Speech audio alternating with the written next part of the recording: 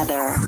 Partly cloudy skies today, mainly dry. Pleasant warmth, high of 74 degrees after a cool start this morning. Winds are going to be light out of the southeast at 5 to 15 miles an hour. Rain chances going to start to return by later on tonight. With your Storm Track 3 forecast, I'm meteorologist Ronald Williams. Kansas Fan Headquarters, 97.5 and 1240 KFH Wichita, KNSS HD2 Clearwater, and Odyssey Sports Station. Hey Wichita, it's Jacob Albrock. Stay right there for the latest breaking in sports talk. It's Sports Daily coming up next exclusively on 97.5 and 1240 KFH. Jim Rome here with your Rome Report. Go New York, go New York, go! How about those Knicks? More specifically, how about cold-blooded Jaylon Brunson running a stake right through all of Detroit's heart with that three-ball late to finish the Pistons and advance? Never mind that the Knicks did everything they could to keep Detroit in this game. Jaylon had seen enough, called game, and buried that dagger. Great, great moment. Now, that said, let's settle down with how great. I love the guy. He's clutch. He's tough. He's different. But let's stop with the Jordan comps. It was Game 6. First round, not Game 6 in the NBA Finals. Again, taking nothing away from Brunson or the moment, but we need to see it against somebody who matters because somehow the Knicks won 51 games this year, despite going 0-16 against teams that do matter, including 0-4 against the Celtics, who they get next. Again, I'm glad to see the Knicks advance. Now try to make sure you don't get swept to make it 0-20 on the season against anybody who matters. I'm Jim Rome. The basketball playoffs are here on Prize Picks, the best place to cash in on the action. The app is so simple to use. Just pick more or less on at least two players for a shot to win up to 2,000 times your cash. Download the Prize Picks app today. Use the code ROME. Get $50 in bonus promo funds instantly when you play $5. That's code ROME on Prize Picks to get $50 in bonus promo funds instantly when you play $5. Win or lose, you'll get the $50 bonus credit just for playing. It's guaranteed. Prize Picks. Run your game. You do have to be present in certain states. Visit prizepicks.com for restrictions and details. 1 in 4 Americans have a disability. I'm one of them. I'm also a working mom who cares deeply about making sure every child with a disability thrives by getting their access needs met. We've got a trusted ally by our side. Easter Seals provides children and families the foundation for lifelong success through early learning programs, skills training, and prep for college and career. That's my Easter Seals. Make it yours.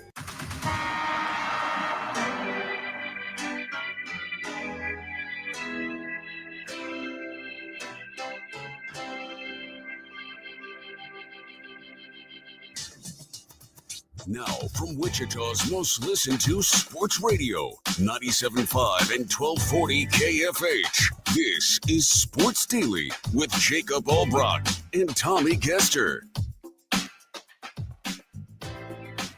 Hey, good morning, everybody. Welcome in to Sports Daily. We are glad to be with you. Jacob Albrock, Tommy Kester here on this Monday morning. The weather has been great. We're feeling good. Glad to be here with you as we make our way through a couple of different postseasons in the NBA and the NHL. Max and I's Winnipeg Jets win in double overtime last night to keep my bet alive, trying to get a new driver. Max gave me a hockey bet, and there we go. I watched it, Max. Listen, I did. I was up late working last night. I had it on. It was exciting. So there we go. Max and I still alive in the NHL. Glad to be here with you. The NBA playoffs are really good. You've got a little bit of round 2 action. You had a Game 7 last night. Fred VanVleet, who we watched for the Shockers, of course, didn't get it done. But another guy we used to watch at Sunrise Christian, Buddy Hield, a big reason why the Warriors advanced. So that's happening. The Royals stay hot. We will have Jaylon Thompson in early this week. He's going to join us today instead of Friday this week, which is good because the Royals are, well, they're playing really, really well. And they scored some runs this weekend against Baltimore, as we said they need to. So we'll get into all of that today. The Chiefs have been talking. They've been looking at some of these rookies. Tommy, good morning. How are you? I'm good. You didn't mention the complete domination from Scotty Scheffler on the PGA Tour over the weekend. I mean, he just absolutely lapped the entire field. It was not unlike what I did to you on the golf course on Friday. It was kind of about the same thing, the way Scotty Scheffler beat all the opponents on tour over the weekend. That's kind of similar to the way that our golf match finished up on Friday. Yeah, you did beat me. I don't know that domination is the proper word. I expected you to play better. I beat you by 23 strokes. No, you So gave me 18 strokes, so you right, so I beat me still by beat you by 5. 5. I beat you by but overall, if we're talking like they're not stroking it on the PGA Tour like that. So, We're you not know, on it's the PGA Tour, I know. Tommy. You beat I'm me by telling you, 5. I beat you by 23 gross, and I gave you 18 strokes, and I still beat you by 5. So So, what if I was ahead in gross? Would you have said you beat me today? if you were ahead, like if you beat me straight up, No, no, no, no, no. The other way. no. Um, there would have been a caveat. I mean, had you beaten me Well, net, then if there's a caveat, what's the point of the strokes? well, but there's no caveat because I beat you both on Yeah, it both didn't sides. matter, but Didn't matter. hey, We I could talk played about as what ifs all poorly day as I long, but expected to play. I expected you to play much better, quite frankly. But yeah, Tommy did get me. We're working on it. It's all right. We're working on it. My back's still a little bit sore for my first 18 rounds of the year. Getting old sucks, but yeah, appreciate the time out at Crestview Country Club. Got my hat on this morning here for Crestview. Got a little sun. It doesn't matter. I could have got beat by a million, and it would have been perfect because the weather it was was perfect. beautiful. This weekend, the entire weekend was just absolutely gorgeous. Yeah, I took my son out last night for 8 holes at Crestview, which was great. Able to pop out there, spend a little more time in that amazing sun, and it's a lot of fun. Give them a call. Check out Crestview. They're working on the pool. It's about that time of year where that place is hopping every single day. But yeah, I didn't watch any of the golf. I got to admit, I heard it. I could hear it while I was at Crestview, quite frankly, in the clubhouse. Scheffler, when I saw him get out to that big lead, I was like, well, nobody's catching Scheffler. And I do like, I have some fondness for that tournament. Played back in Texas. That's a tournament Ryan Palmer, who's from Amarillo, I've said before, has done well in historically. So I do like that tournament. But yeah, when you see Scheffler get that kind of lead, like he's not going to blow that lead. So good for him. I'm glad that the best golfer in the world got a win. I mean, the big thing is the Royals, and we're going to get into it with Jaylon Thompson, but man, they've just got their hair on fire right now, and we'll see. Baltimore, again, is one of the worst pitching teams in baseball. So I say the offense blew up. That's not probably fair, and we'll dig into that storyline.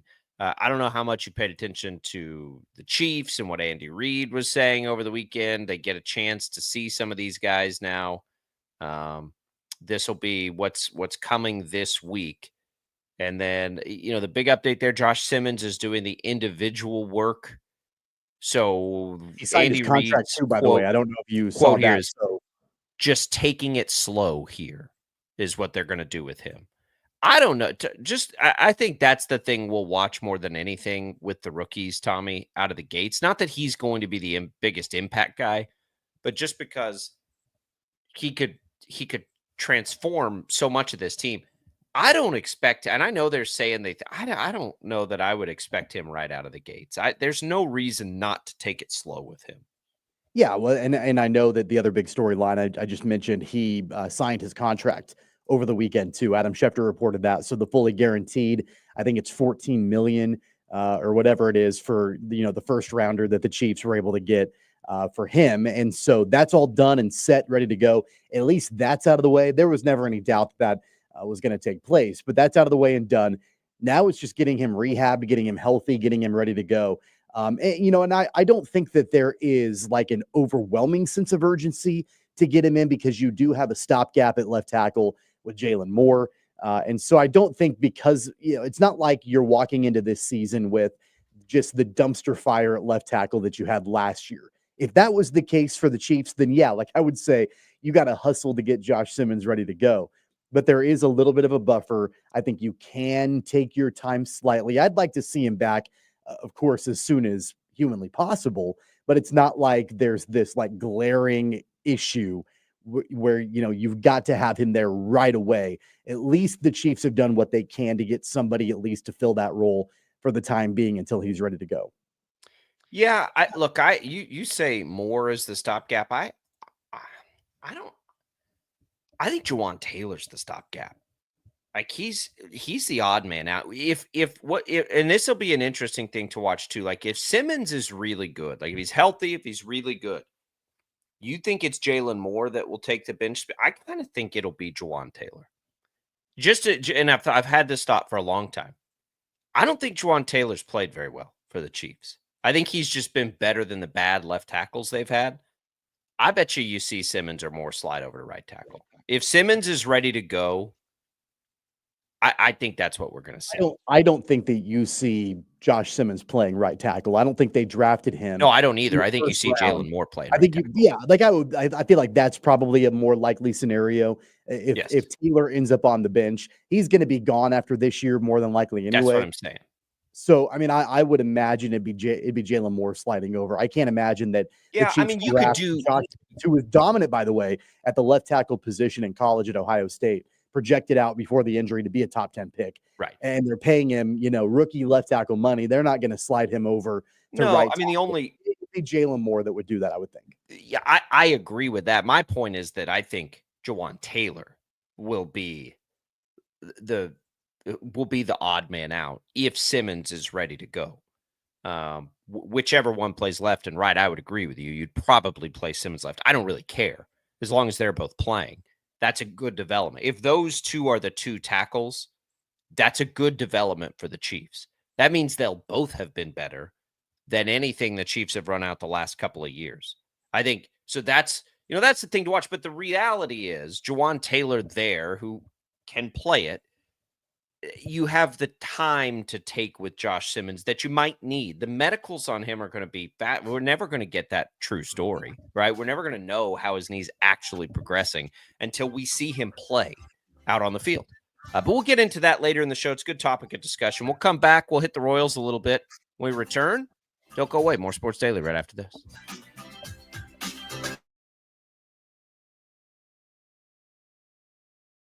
66 counties, 4 regions, and 1 weather team that you can trust. Find Storm Team 12 every weekday at 5:30 on the KSCW. Whatever the weather and wherever you are, Storm Team 12 is zooming in, going zone by zone to give you a more in-depth look at the forecast and some science behind the storms so you know more.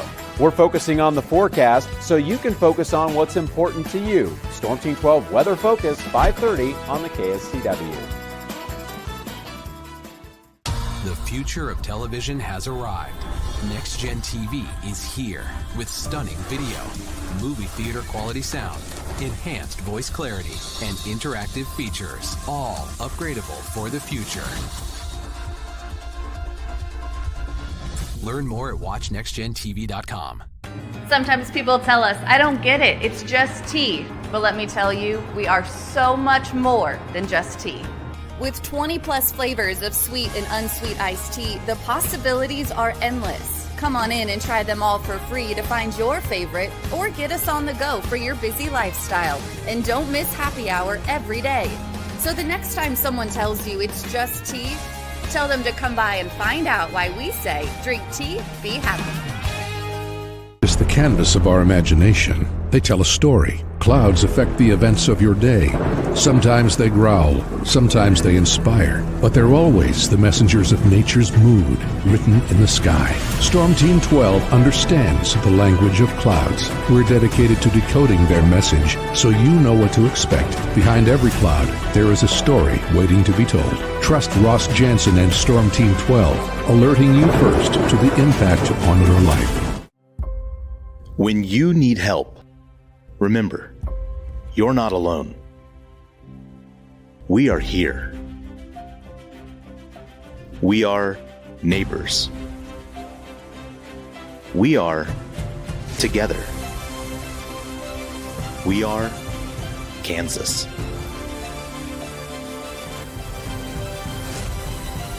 We are 12 News. What is GMFB Overtime? It's Peter, Jamie, Kyle, and Akbar breaking down the NFL 5 days a week. It's okay to be excited. It's this, that, and a whole lot of...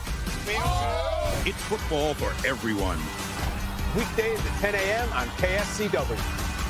Are following a breaking update. Every day, all day, Stream the stories that have you talking near and far. Whoever is behind the wheel of this bus is not stopping. From hundreds of local reporters and meteorologists spanning the country. Chaos here this morning at the UW campus. Search LNL for the all-new Local News Live streaming app. Make yourself known now. 31001 in traffic pursuit. Oh my God, here. Investigate TV Plus begins with real people. We investigate stories that impact you And inspire change every day. Something is broken. Real problems. Why are they hiding it? And real solutions. My daughter was dying in front of me. What was your reaction when he said that? Investigate TV Plus, weekdays at 3:30 p.m. on KWCH. Sometimes people tell us, I don't get it, it's just tea. But let me tell you, we are so much more than just tea. With 20 plus flavors of sweet and unsweet iced tea, the possibilities are endless. Come on in and try them all for free to find your favorite or get us on the go for your busy lifestyle. And don't miss happy hour every day. So the next time someone tells you it's just tea, tell them to come by and find out why we say drink tea, be happy. Mornings are busy. We're here to make your mornings better. We report the stories that affect you. 3 more hospital lives from contaminated apple juice just a day after the FDA issued a recall. We're here to make your mornings better. Closing east and westbound lanes of K96 for repairs. With 12 News, you're prepared for your whole day. Scattered thunderstorms across the state into the afternoon. Stay a step ahead with 12 News this morning on KWCH and KSCW.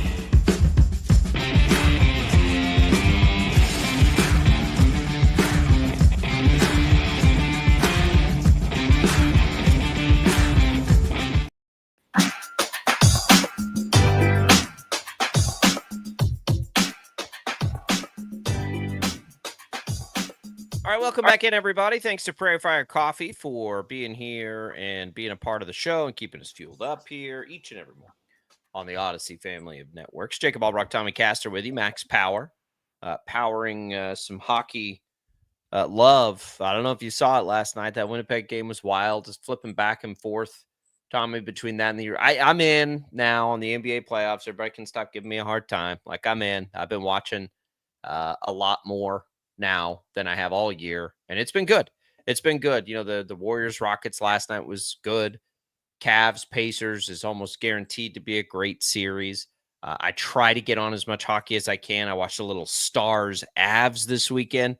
It's it's just kind of on in the background. Like, I'm not locked in, but we had a situation this week where we had a day off for both the Royals and the Rangers, who I try to watch every night. And we had early games yesterday, some working last night. I'm like, what am I going to watch? So, here we go. It's that time of year. It is a good time of year, even if that's a good thing. Certainly about the NHL playoffs. You can lock in at any point. You can just jump in cold turkey and be great. And the NBA playoffs is that way a little bit too. You didn't catch Sunday Night Baseball, the Braves and the Dodgers in primetime on ESPN last night? I didn't, and I had a reason. My fantasy baseball team was dependent on some nice Dodger performances, but by the time I was ready to watch something, that game was kind of over. So it went into the ninth. The Dodgers came back, and the Braves held on and won. Yeah, it was 4-3 was the final, but it got pretty tense there in the last couple of innings. I didn't, and I do like Sunday Night Baseball. I do watch a little Sunday Night Baseball from time to time. I did not watch it last night, though. Maybe I should. I saw your Rangers fired their hitting coach over the weekend. I mean, I'm telling you, like, if you're a Royals fan today and you're like, man, our offense has been really frustrating this year, you ought to watch the Rangers from time to time. It's wild how bad they've been offensively. Now, they got Corey Seager back yesterday. Nobody cares about this. They got Corey Seager back yesterday and finally scored some runs. But my goodness, it's been brutal. It's only 7 fewer runs than the Royals. They're the two, I believe. Sorry, they're 2 of the 3 worst offenses in the American League so far. And I don't think it's going to hold up for either of them, by the way. I think both of them are going to power through that. The Royals, as we begin that, Tommy, for those who watch this, and I do a little bit, they have gotten back positive in run differential, which is pretty remarkable how quickly that happened, because they were way under the run differential for the year. But you sit here and you watch them and they're playing great, right? They've won 8 out of their last 10 and they just keep winning these series. They're still 3 games back at Detroit. Detroit looks incredible. All these young players, and a lot of us don't know a lot of those players. They have a ton of great young players and they're pitching like crazy. Detroit's for real. And we know Cleveland's for real because Cleveland's always for real. This is going to be a dogfight with the Royals. Are the Twins still? I haven't watched the Twins much lately. They're still, they're kind of mediocre. They're, I guess, hanging around, not great. I don't. Are you a subscriber to them being bad? Because I'm not. I think they're gonna be around 500 this year. I mean, I think they'll be fine. I'm not honestly at this point right now concerned about any team really in the division. I mean, even Detroit and Cleveland, like we're still early enough in the season that to me, that's inconsequential right now. And because of the fact that I would like to think that the Royals bats are going to continue to stay hot, or at least, it might level off a little bit, but at least be better than what it was. Because it was an onslaught yesterday. And honestly, like the road trip was really good for Kansas City. I know that there was one game, they were blanked by Baltimore, the game on Saturday, but I thought they bounced back well yesterday. And you know what? I think here's the craziest thing about the entire game yesterday with the Royals offensive output. You would have never thought that a team featuring these players that have struggled so mightily offensively would also be the team to set the franchise record for most home runs in one game. And that's what they did yesterday. They set the franchise record for most home runs in one game, a team that had been so anemic offensively leading up to that point. I mean, that just kind of shows like baseball is wild. Like things like that, just weird things happen all the time. Don't you love too that it's a lot of like Michael Garcia in that yesterday? Like his development this year may be the coolest thing that's been there so far. Because he's such an exciting player when he's going. We had that game the other day where he stole 3 bases. Was that Thursday? I love that he's been a big part of this. His versatility has just been a really, really nice find for the Royals this year. It's coming. We ask this question. I know we ask it a lot, but I do think it's the most important thing we talk about now that they're playing better, right? Now that they're doing the things that they need to be doing and they have a chance, through that first stretch of this, they're 10-2. Now they've closed this 16 game stand we talked about when they were playing really poorly with 4 against the White Sox. So you like that too. You started at 10-2. Now don't let up at all. Finish the job here and do something special in this series. But I think the thing we'll continue to watch is just what can they get consistently out of the offense. You like the explosion yesterday of all the home runs. The 2 games prior, you got blanked and you only scored 4. Now, Sugano is good for Baltimore. Dean Kramer hasn't been that good, and you got blanked, right? So the Tampa City. I'm not gonna downplay it. Like, look, I get it. Like, but at the same time, it was so great to see the way that the bats came alive yesterday. Yeah, that in could one be game. A catalyst. I agree. It tied the most runs they've scored in a game. You have to go all the way back to the end of March against Milwaukee for them to match 11. They set a record for the season, at least a season high, 17 hits. They haven't done that before in a game. And I think the biggest thing is that you saw guys that had really struggled in hitting. They were able to get some things moving. And you mentioned the word catalyst. I think it absolutely can serve as that. I mean, guys like Michael Massey hit a home run. He's really struggled this season. Jonathan India hit a home run, and he had a couple of other hits and, raised that batting average up. It was great to see Vinny Pasquantino get several hits. And, so I do think that you mentioned Michael Garcia, his 2 home runs on the game. And, oh, by the way, Bobby Witt Jr. had a home run. Like, it was such a complete outing for Kansas City. And it was an entertaining game to watch because the Royals would take the lead and then Baltimore would take it right back. And then Kansas City would take the lead and Baltimore would take it right back. And it went back and forth like that until finally the Royals were like, you know what? Let's just bust this thing wide open. And they were able to do that against the Baltimore Pin.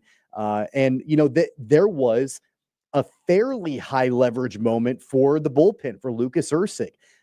Baltimore had runners on base with less than 2 outs late in the game. I think it was the 7th or 8th inning, and the Orioles were down by 3 at that point. They had to bring in Ursig, and he was able to get out of it. And then Kansas City was able to bust it wide open. So I thought all in all, it was a great performance yesterday. I know it's just one game, but if we're trying to find signs of this offense finally coming to life, yesterday is a great start for that. Yeah, I think that, a couple of the things that are some of those biggest things are Vinny Pasquantino hitting better. And I think we all have thought he would. Is Massey going to be a contributor every day? One hit, it was a home run, but just one for 5. But you need, it actually brings up the average. We need him, like, if he's going to keep his job, he's going to have to be better than he's been. And I think he'll be better. I'm not going to downplay just the overall impact that Michael Massey had in the game yesterday, because defensively he was outstanding. He was outstanding, and he contributed a 2-run homer in that game that busted the game wide open for the Royals. Like, he was absolutely necessary in the lineup and on the field yesterday for the Royals. And they still have him hitting 6. I mean, obviously Quatrero still trusts him even through these struggles. He's one of those guys. By the way, I feel like, the Royals have their best offensive outing of the entire season. I feel like you're sort of negative about it. Like, you're kind of downplaying. No, I'm not negative about it. I'm not. His job, and is he going to do it? He's still hitting 6. Well, if we're going to react big to a performance 11-6, why don't you react the same to what happened on Friday when they were blanked by Dean Kramer?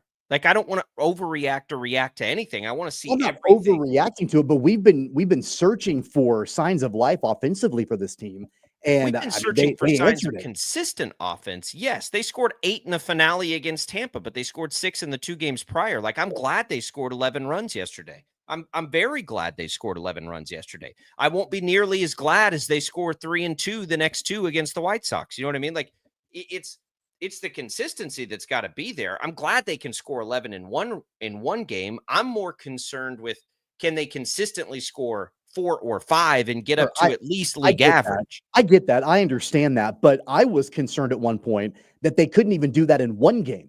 And they showed that they're able to. Like, I've been concerned that, man, there just isn't enough firepower to do anything in any single game. And they've shown that they can at least do that. Now, I do agree with you. Consistency is the most important thing, but I'm not going to take anything away from the performance that we saw yesterday from the Royals on the road against Baltimore. I was really impressed offensively with the way that there were contributions up and down the entire lineup, even from Luke Maile, who came in and played catcher for this team. They're carrying 3 catchers on their roster right now, and Luke Maile had a home run also. Like, that was cool to see. Like, just contributions up and down that entire lineup. That's what we've needed to see from the Royals. Again, can they back it up moving forward? I get that that's the question mark, but I'm not going to take anything away from the performance that we saw yesterday. That was highly impressive. Yeah, it was impressive. It's great to know that it's there. I think it's got to be consistent though. And that's, but when we came into the year, I did not think the offense was going to be as much of a conversation as it's been early in the season. It's been the conversation, which is honestly not the worst thing, because if the conversation was pitching or the bullpen or anything like that, I think those would be bigger concerns, because I do believe in a lot of the bats in this lineup. So yeah, they've started slowly. It's just as it goes on and you see more and more, you're like, or is it, right? We're more than a month into the season. And the only reason I talk about it is because this is a team, I think, that has expectations to win playoff series. So everything is about, like, what is this going to look like after July, right? Into August and September and October. And so that's where you see it. But yeah, I mean, and the other problem with discussing it now is you see yesterday and you see these things. It's like, or they're just fine. And they just were slumping collectively, which again, they did that a lot last year. Like they in as great as last year was, they got hot and slumped collectively a lot.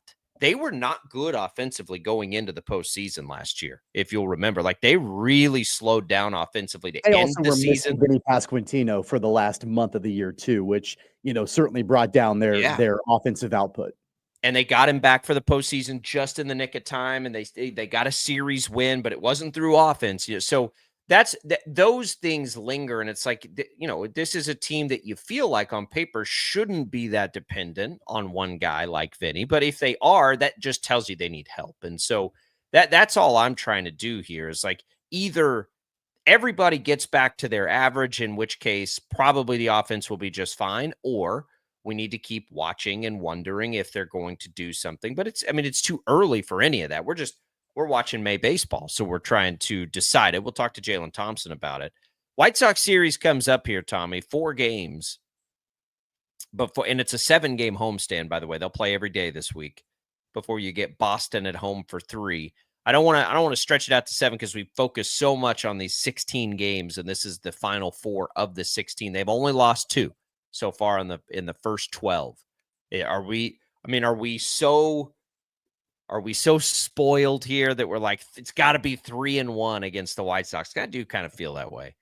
I mean, split the series at minimum, and you've got a 12-4 stretch over the 16 games, which I think exceeds expectations, at that point overall in that 16-game stretch. I mean, I think that's the baseline, right? You can't lose a series at home against a team that is the worst in your division and one of the worst in baseball, and that you beat up on last season. I mean, we've talked about it before. That was a huge reason why the Royals got off to their great start last year, was because they played the White Sox a ton early on in the season and beat up on them. And that was able to kind of propel them to the success that we saw from Kansas City last year. So it's taken over a month into the season to be able to face the White Sox, take advantage of those games when you've got them at home against a team in the basement, in the cellar of your division. So I would say baseline 2-2. I think it'll probably be better than that. And then you're looking at just a phenomenal bounce back. And keep in mind how bad this team was on the road. And I know that they're coming back home now, but how bad they were on the road in that last road trip. They were 2-8. They wrap up this road trip 6-1. And so, them being able to get their overall road record back to where, probably slightly under where it needs to be. You'd love for them to be 500 when it's all said and done on the road. That certainly goes a long way and kind of erases the bad taste in your mouth from when they went 2-8 on the road before. I think everything's erased. I agree. I think all the bad tastes are erased for sure. The White Sox can pitch a little bit with their starters. Their bullpen's not very good. Their starters aren't terrible. So we'll see how that plays out. But, the Royal, just like they did yesterday, I think, things, the positive, like they got to a bullpen. It's been a while since they've gotten to a bullpen too. And they certainly did against Baltimore twice in that series. And it may need to be the same thing against the White Sox, who've had okay starting pitching this year. And then everything else just sucks.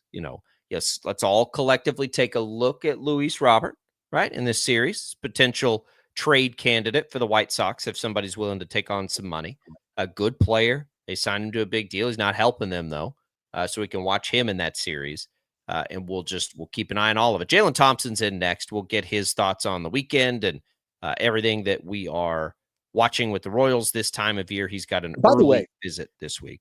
Can we mention briefly, I know we've talked about just, how the team collectively offensively maybe starting to come alive and we see some signs of life individually. I mean, some of these guys that we've needed to see their averages increase some. I mean, they've done that over this road trip. And again, it's about consistency and having it move forward. But, Vinny Pasquantino is almost back up to 200, 197 after the road trip. I mean, but look, like, let's give credit where credit is due. It was bad for quite a while. Salvador Perez was under 200 for a while. He's got that average all the way up to 244, and he's a doubles machine right now. Michael Massey's over 200 now. Jonathan Indy has got his batting average up. Like, these guys we've needed to see hit and get on base individually, they've started to do that. Yeah, look, Vinny, I laugh because Vinny, last year I was worried about Vinny. This year I've thought he's hit the ball well. I thought he's looked okay at the plate. Last year he looked a little lost when we were really starting to be concerned. I never, like, this year he's felt a little unlucky to me. So I'm glad to see them start falling in the right places. I don't think there's like, it's pretty clear the return of the offense has come through Vinny and Salvi mostly. Jonathan India gets on base, right? We'd like to see him hit a little more. He is hitting a little more. He is hitting a little more. Even when he was slumping, he was getting on base. So he's sort of doing his job a little bit. There's a lot of positive signs with it. There's no doubt about it. Now you get to come back home. We'll see if it, but yeah, Vinny and Salvi are going to be what drives runs in this offense. Last year, they were two of the best run producers, two of the best RBI guys in baseball when they were out there. And I think that is very easily capable of happening again when you look at who's hitting ahead of them. I mean, it just is like these two guys are going to have tons and tons and tons of opportunities to drive in runs in games. They just got to do it. And yes, Vinny's probably the most, I think he's had the biggest impact, but I also don't think he was struggling the way some of these other guys are. All over the place, though. It was better over the weekend. We'll ask Jaylon Thompson about what he's seeing. That's next. Don't go away. More Royals talk on Sports Daily.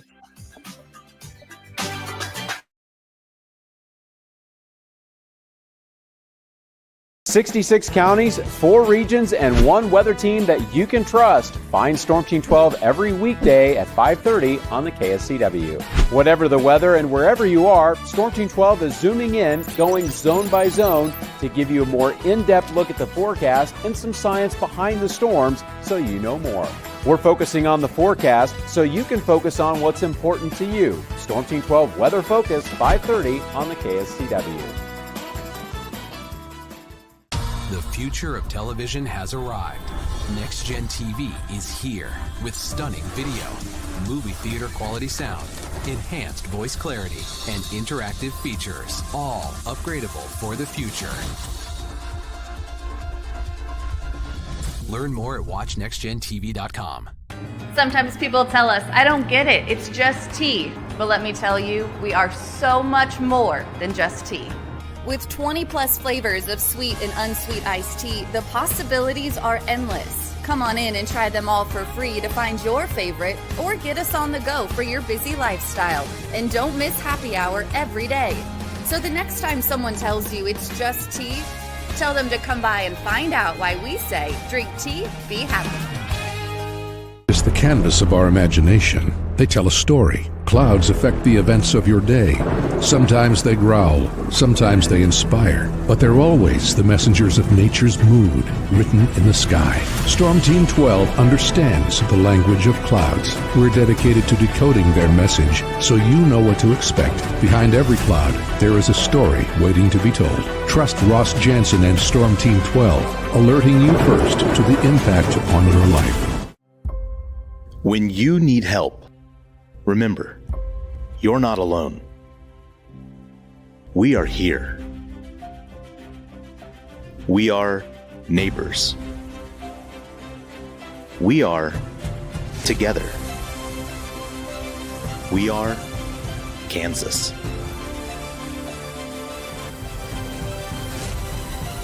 We are 12 News.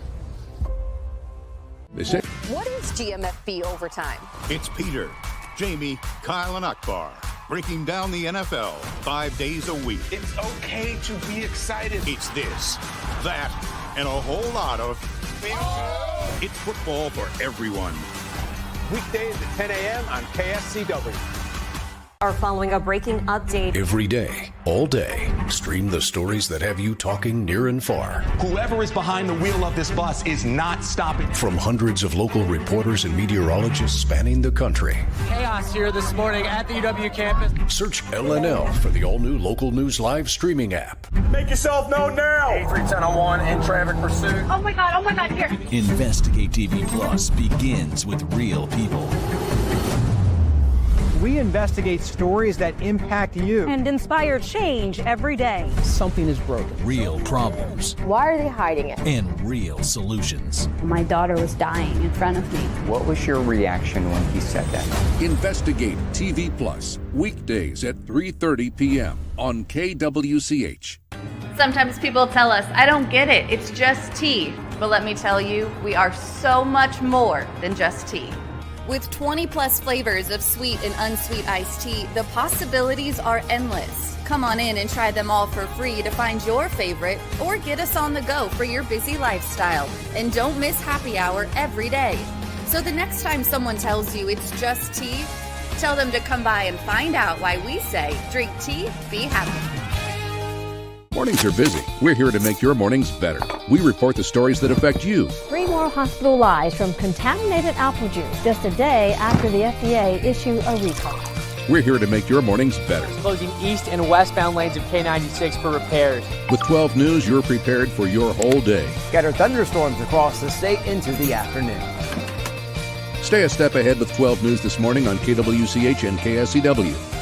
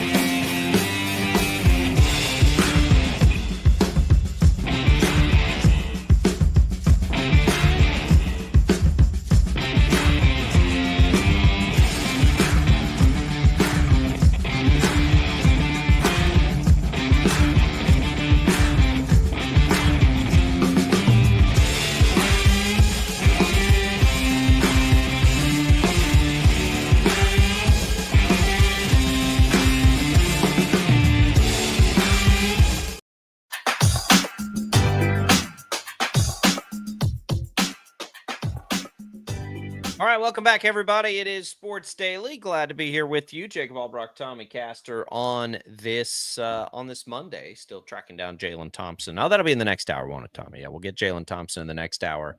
I'm so excited that I'm out to it. So Rick says we'll go to some Chiefs talk here. That Simmons probably doesn't play at all this year. It's what Rick's heard. I'm not sure where you heard that, Rick. I haven't seen anything like that. And I'm open to be missing it, but I'm not seeing the same thing. He was like stretching and sprinting and stuff in camp, right? Like right now, we're a long way from when he would actually need to do anything of significance. That, I don't know why injuries that are common, Tommy, like common injuries like his it's a serious injury, but it's not an uncommon injury, scare teams away as much as they do in the draft process, right? But they do. And so the Chiefs can afford to take risk everywhere because they have a higher floor through Mahomes and Reed and all the things that they have. I just the vibe feels so much better for him there than it has anyone at left tackle for such a long time. To Rick's point, if he didn't even play this year, but gave him something, I don't think it's that drastic, but that would be fine. Like they've set themselves up for that scenario anyway, but I'm not seeing anything that would tell me it's going to be that long, Tommy. Yeah, one of the things that I think that we all need to keep in mind too is that, it's not just getting the reps on the field with your team. It's also learning the playbook. It's also, adapting to the kind of offense that Andy Reid runs and what's going to be expected of you at that position. I think the one benefit, and this was something that I know that was talked about quite a bit during the draft process with Josh Simmons, but one benefit for Josh Simmons coming into this organization and the philosophies and the playbooks and everything from Andy Reid is that he came from a pro-style offense at Ohio State that Chip Kelly ran and all of that. So that I would think that, that transition into the NFL, may not be quite as complex for Josh Simmons as it might be for other guys making that jump from college to the NFL. There's still going to be development for sure, but it may not be quite as lengthy of a transition for a guy like Josh Simmons because of the kind of style that he played in college. Yeah, I agree. Like he played at Ohio State. He'll be able to step in once he's healthy. I don't know, and maybe we'll ask somebody this at some point. Like, what is the most difficult thing about the transition for a left tackle to the NFL? My guess is it's physical traits, Tommy. It's like, I don't, for tight ends, we've heard for a long time, and we've started to see rookies have a bigger, contribution as tight ends in recent years. I think that's because they put a bigger emphasis on pass catching than maybe blocking. But forever, it's because they're being asked to do 3 or 4 different things, right? You got to know how to block everything up. You got to know all your routes. You have to be able to. Quarterbacks, it's obvious. Running backs have always been able to transition smoothly, more smoothly than any position. Receivers have gotten better at it. You don't hear a lot about, like, what is it? I think, our eyes tell us it's the physical component. Like Kingsley Suamataia was not physically there last year. He was physically dominated at the line. Just was. So I've never heard any of that concern out of Simmons, right? You've heard a little bit of character and attitude, which you always do with rookies, which is strange. I think he's a super confident guy. I love his confidence, but it's mostly about, physically, does his knee hold up? I think all the other physical stuff, that's why everyone thought he was a top 10 tackle, because he looks like an NFL left tackle, the way he plays and the way he's able to dominate. So some people might call this high risk for the Chiefs. I think this is a low risk endeavor for Kansas City. Like what is the risk factor here? That he never plays? That's what I mean about these injuries. Sometimes teams like come into these and they'll see an injury and they're like, oh, we can't draft that player. It's like, why do you think he's like never going to play football again? Because he has a knee injury? There's very few offensive linemen in the game that don't play with 2 big old knee braces on every single snap. Yeah, I think that, really as far as what the risk is, you have to keep in mind where the floor is for Kansas City at left tackle. I mean, another benefit for Simmons coming in is how bad that left tackle position not just was last year, but just overall, ever since Eric Fisher left, it's been up and down, right? And it really hasn't, I think at best it's been okay. And the worst has been really, really, really, really bad. And so, it's not like Josh Simmons is coming in and replacing, I don't know, a future Hall of Famer, right? Or like that, I think that's part of it too, is that the expectations, they're high because that's a very important position. And you've got to have somebody there to protect Patrick Mahomes' blind side and all of that. But Josh Simmons has the benefit of, it's not like he's coming in and replacing somebody that was highly productive.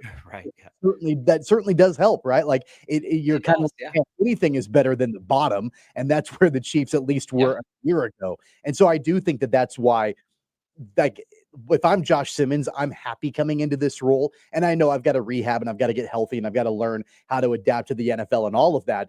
But at least I know that it's not like there was a high amount of production. I mean, shoot, the Chiefs had to move their all-pro guard over to play left tackle for a handful of games last season because they didn't have anybody that was productive and that could do it and that they could trust and that was competent in that role. And so I do think that certainly helps a guy like Josh Simmons coming in, because anything is better than what the Chiefs had before at that position. Yeah, and look, it's a knee injury. These big fellas are on those knees.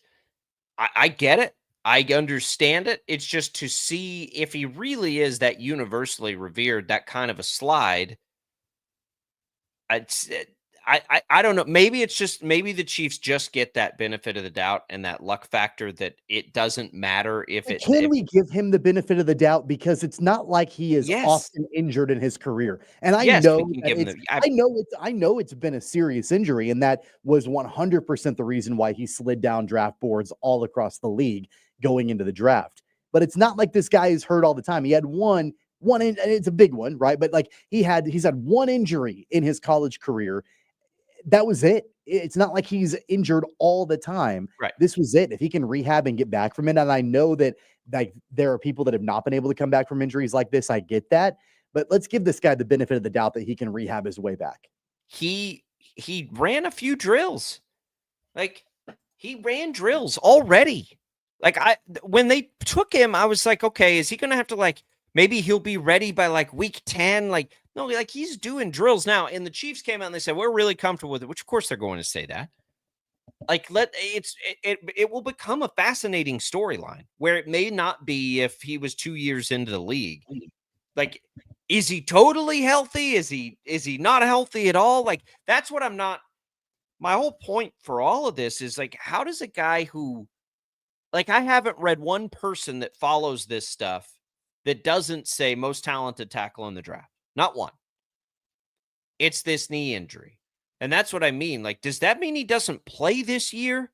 Because if it's just a knee injury he's dealing with, and a serious one, and I get that, the fall all the way down to the Chiefs doesn't make a ton of sense to me. He's a young dude that's been hurt like once, by all accounts, one time, that can play both tackle positions, did at Ohio State, do it really well.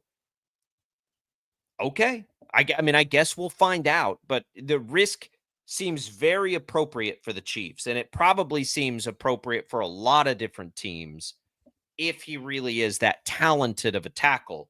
But we look back and if we go all the way back, Tom, to how many conversations we've had about that position, this year's draft, everything else, these good teams, and it's not just the Chiefs, that like the good teams in the league seem to always get these gift wrapped things for them at the end of the first round. Like they're able to come in and just kind of clean up on all those little concerns that let talented guys fall in the draft. It happens all the time. Feels like the Ravens have done it a billion times, right? We see the Eagles doing that now. Like they've gotten really good at that. And for the Chiefs, for that to so clearly be this team's greatest need, and there's not a close second place, to have that guy fall to them and them not even have to, they were able to trade down and get him. Like that's wild, wild stuff. And, I think all signs right now, and again, we've had a couple of meetings and he's stretched and ran around in some drills, but it looks like it could be a major coup for the Chiefs. We talk about the NFL's first round, Tommy. If the Chiefs get a starting left tackle that is as good as his pedigree, it's hard to imagine outside of Cam Ward turning around the Titans franchise, there being a more impactful to determine a Super Bowl pick made in the first round than he could be. Yeah, I mean, I think that look like it's been a major point of emphasis for Kansas City. I mean, the fact that they have tried everything that they could possibly try to get it right at that position for a long time. I mean, shoot, they even signed a guy who is currently starting at right tackle with the thought that he would be their left tackle, and he's never played a snap at left tackle, right? Like they have gone back to the well so many times trying to find a fit for that position and to protect Patrick Mahomes' blind side. If I'm Patrick Mahomes, there comes a time, and maybe this offseason was a watershed moment for the Chiefs organization where, if I'm Patrick Mahomes, I'm like, guys, eventually we have to get this right. Like, I'm going to get killed out here. You've got to do something to protect me, and we've got to get this offense back on track. I'm not going to be able to operate, especially the older I get, the way that I want to, and be able to have a downfield passing attack if we don't have somebody protecting my blind side consistently. And I don't know. I have no idea what the internal conversations have been. But again, if I'm Patrick Mahomes, I'm having that conversation a lot at this point. Like, I'm going to get killed back here. Stop trying to put a Band-Aid on it. Stop trying to draft the guy in the, third round or fifth round. Like I know at one point, Wanye Morris was supposed to be potentially the left tackle of the future. It didn't work with Kingsley Suamataia. Jawan Taylor, as I just mentioned, like they've got to try to find a way to get somebody in place that can be consistent. And, now they've got a couple of options, Jalen Moore right away, and then Josh Simmons, depending on when he can work his way back. So I think at this point, like it just becomes that much more glaring. My big fear going into the draft, as we've talked about before, was that the Chiefs have not drafted well at that position. But the fact that Josh Simmons has consistently graded out as the top tackle in the draft. They didn't have to overthink it. They didn't have to overthink it. Like, take the guy that's there in front of them, let him work back from his injury, and let him dominate at that position. Take the guy that everybody thinks is the best tackle on their board. I saw it was like James Palmer and Jeremy Fowler. If you go back to look at, some reporting on that pick, it's not about, like, for a lot of teams, it doesn't sound like it was about the injury or whether he could recover. People were comfortable that it's like as Jeremy Fowler puts it, a maturity/character thing. And if that's the case, you feel even better about it because that's what the Chiefs do. Like they don't have they get people in and get them bought in and all the things that they need to do. They had the camp. He's out there. I think him being out there is further along than I expected him to be at all. So that was a development, I suppose you could call it, over the weekend. All right, we'll come back. We got another hour of Sports Daily. Can't wait for it. It's been a fun show. We'll keep the ball rolling here. It's Albrock and Caster. Don't go away.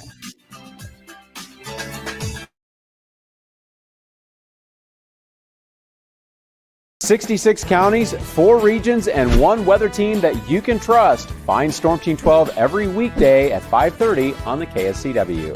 Whatever the weather and wherever you are, Storm Team 12 is zooming in, going zone by zone to give you a more in-depth look at the forecast and some science behind the storms so you know more. We're focusing on the forecast so you can focus on what's important to you. Storm Team 12 Weather Focus, 5:30 on the KSCW. The future of television has arrived. Next Gen TV is here with stunning video, movie theater quality sound, enhanced voice clarity, and interactive features, all upgradable for the future. Learn more at watchnextgentv.com.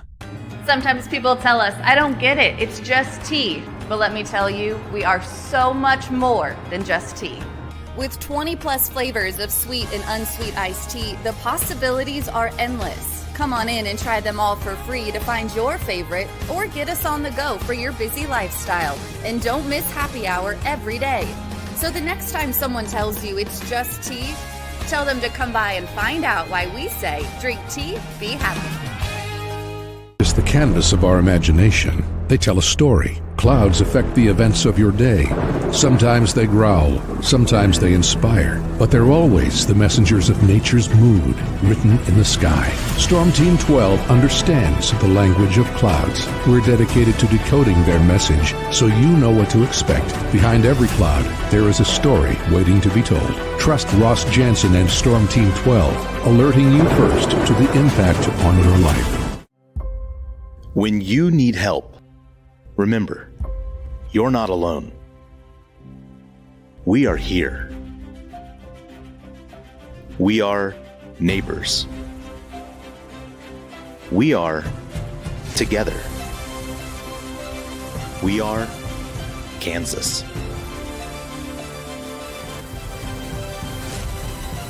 We are 12 News. What is GMFB Overtime? It's Peter, Jamie, Kyle, and Akbar breaking down the NFL 5 days a week. It's okay to be excited. It's this, that, and a whole lot of... It's football for everyone. Weekdays at 10 a.m. on KSCW. Are following a breaking update. Every day, all day, stream the stories that have you talking near and far. Whoever is behind the wheel of this bus is not stopping. From hundreds of local reporters and meteorologists spanning the country. Chaos here this morning at the UW campus. Search LNL for the all-new Local News Live streaming app. Make yourself known now. 310-01 in traffic pursuit. Oh my God, here. Investigate TV Plus begins with real people. We investigate stories that impact you and inspire change every day. Something is broken. Real problems. Why are they hiding it? And real solutions. My daughter was dying in front of me. What was your reaction when he said that? Investigate TV Plus, weekdays at 3:30 p.m. on KWCH. Sometimes people tell us, I don't get it, it's just tea. But let me tell you, we are so much more than just tea. With 20 plus flavors of sweet and unsweet iced tea, the possibilities are endless. Come on in and try them all for free to find your favorite or get us on the go for your busy lifestyle. And don't miss happy hour every day. So the next time someone tells you it's just tea, tell them to come by and find out why we say, drink tea, be happy. Mornings are busy. We're here to make your mornings better. We report the stories that affect you. 3 more hospitalized from contaminated apple juice just a day after the FDA issued a recall. We're here to make your mornings better. Closing east and westbound lanes of K96 for repairs. With 12 News, you're prepared for your whole day. Scattered thunderstorms across the state into the afternoon. Stay a step ahead with 12 News this morning on KWCH and KSCW.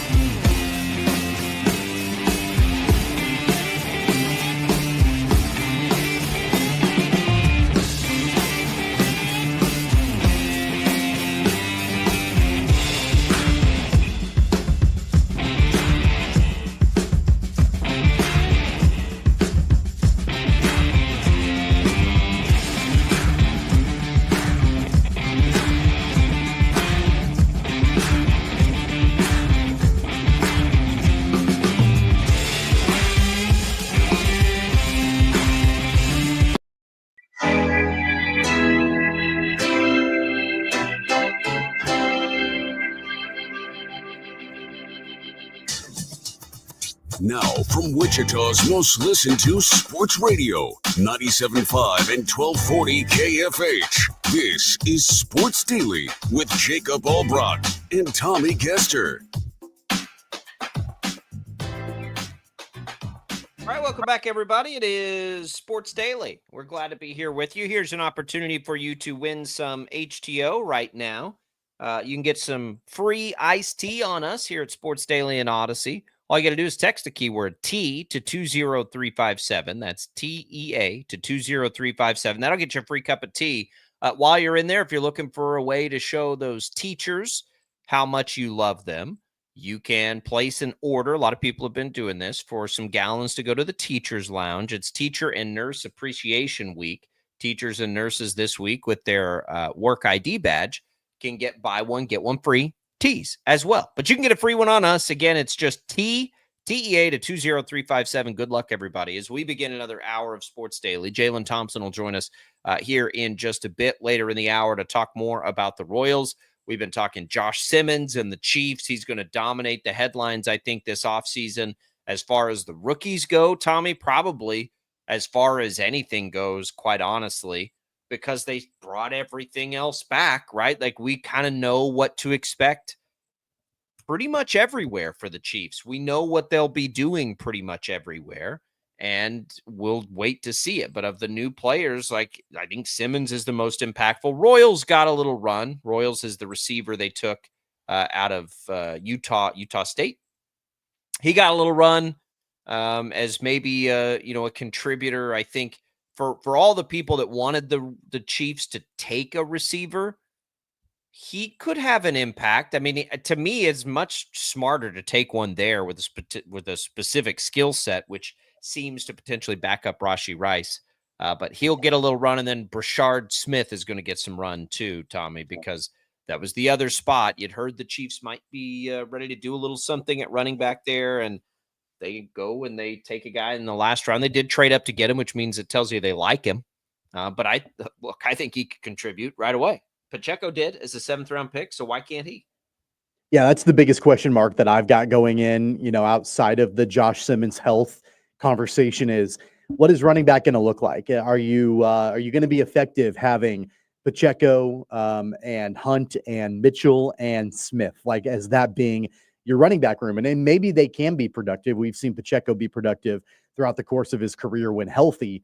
But is that going to be enough for Kansas City? That's going to be my major question going in to training camp and all of that offensively.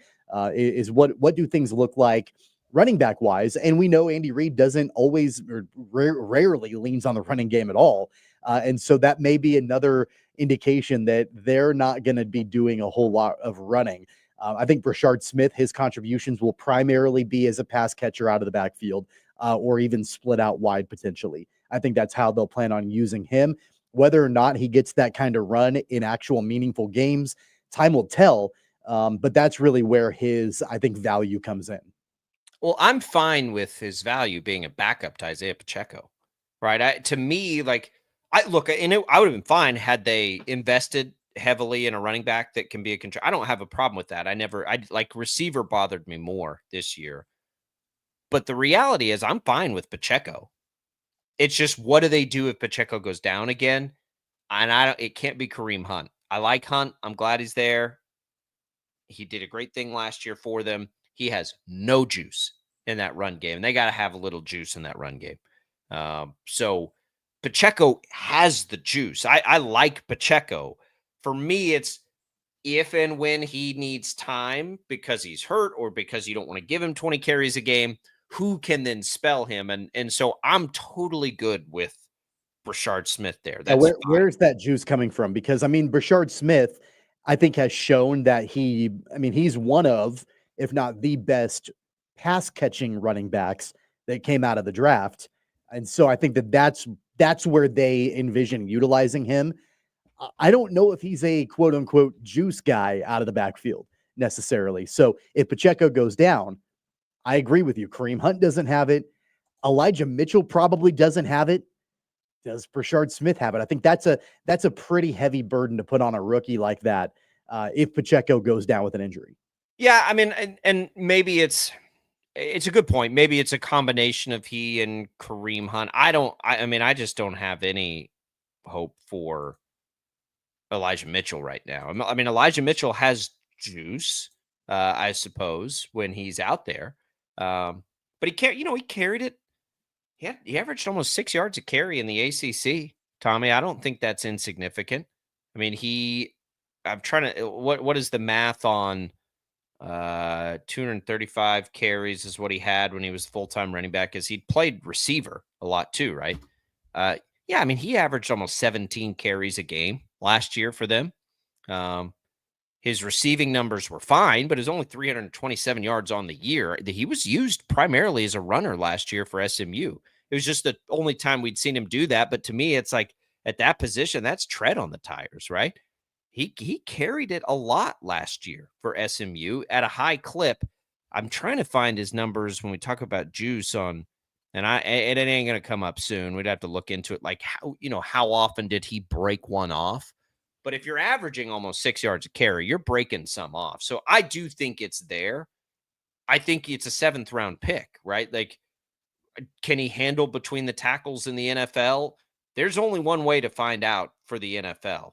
But Isaiah Pacheco kind of had the same questions. I don't know that Brashard Smith is as violent a runner as Isaiah Pacheco, but I think he can build on. I guess a good way to look at it is, what if he has back-to-back years like that at SMU? You think he's a 7th round pick? He's probably not. I mean, he's a weird guy, because who was the guy out of Memphis that we saw this with the Commanders? Antonio Gibson. Wasn't Gibson the one that played a lot of receiver and then kind of converted toward the end of his career? Maybe there's a guy from Memphis. We've seen this before in the NFL. Is Brashard Smith ever going to be their 20 carry a game guy, like long-term? I doubt it, but I think for what they need with Pacheco, he can give them that. I do. I think it's fine. I don't have a problem with it. I didn't watch a ton of him play because I didn't watch a ton of SMU football games last year, but I don't have a problem with the fact that he only ran it 1 year essentially in college. Do we feel like there is, any scenario where they give Carson Steele another run? I mean, I know he's still on the roster. I know he played kind of all over the place. He was a special teams contributor, played some fullback, even, for Kansas City. I guess technically he's in the running back room as well. Yeah. Going into this season. I mean, they've got just like a variety of different guys to choose from behind Isaiah Pacheco. I wouldn't have nearly as many questions if Pacheco was more durable. If he was a more durable runner, then it would be like, yeah, I don't really care who's behind him in that running back room. It's fine. But we've just seen, history tells us, with the way that Pacheco runs, he's probably going to go down at some point during the season. That's where I start to have those concerns and what does it look like behind Pacheco?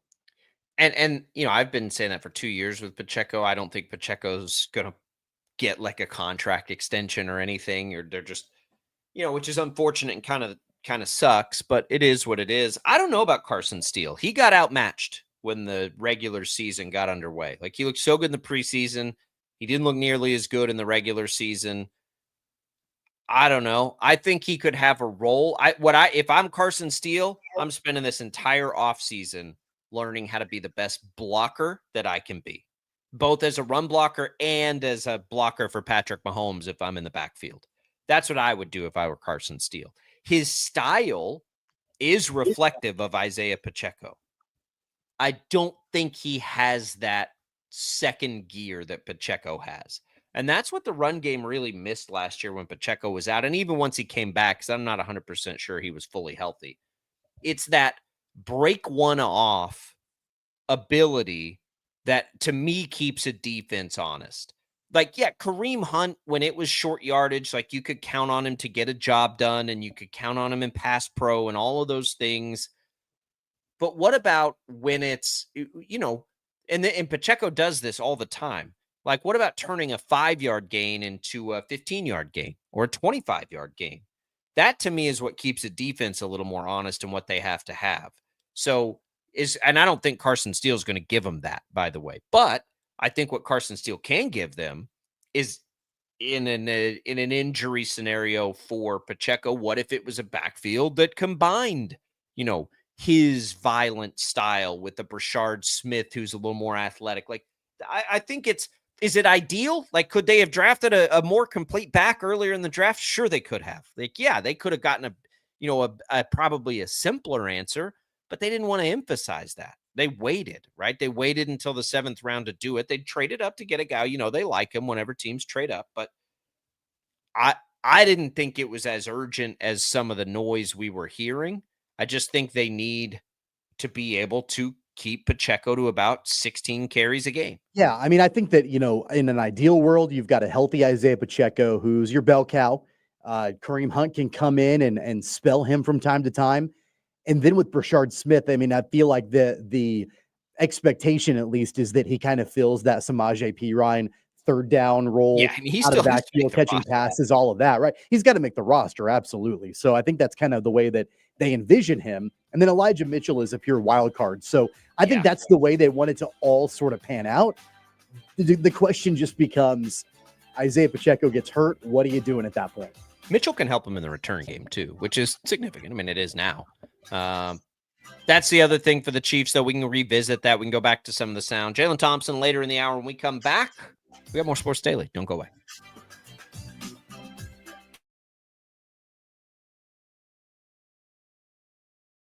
"66 counties, 4 regions, and 1 weather team that you can trust." Find Storm Team 12 every weekday at 5:30 on the KSCW. Whatever the weather and wherever you are, Storm Team 12 is zooming in, going zone by zone to give you a more in-depth look at the forecast and some science behind the storms so you know more. We're focusing on the forecast so you can focus on what's important to you. Storm Team 12 Weather Focus, 5:30 on the KSCW. The future of television has arrived.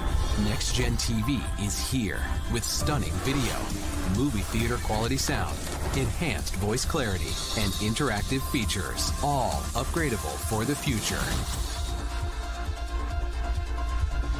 Learn more at watchnextgentv.com. Sometimes people tell us, I don't get it, it's just tea. But let me tell you, we are so much more than just tea. With 20 plus flavors of sweet and unsweet iced tea, the possibilities are endless. Come on in and try them all for free to find your favorite, or get us on the go for your busy lifestyle. And don't miss happy hour every day. So the next time someone tells you it's just tea, tell them to come by and find out why we say, drink tea, be happy. It's the canvas of our imagination. They tell a story. Clouds affect the events of your day. Sometimes they growl, sometimes they inspire, but they're always the messengers of nature's mood, written in the sky. Storm Team 12 understands the language of clouds. We're dedicated to decoding their message so you know what to expect. Behind every cloud, there is a story waiting to be told. Trust Ross Jansen and Storm Team 12, alerting you first to the impact on your life. When you need help, remember, you're not alone. We are here. We are neighbors. We are together. We are Kansas.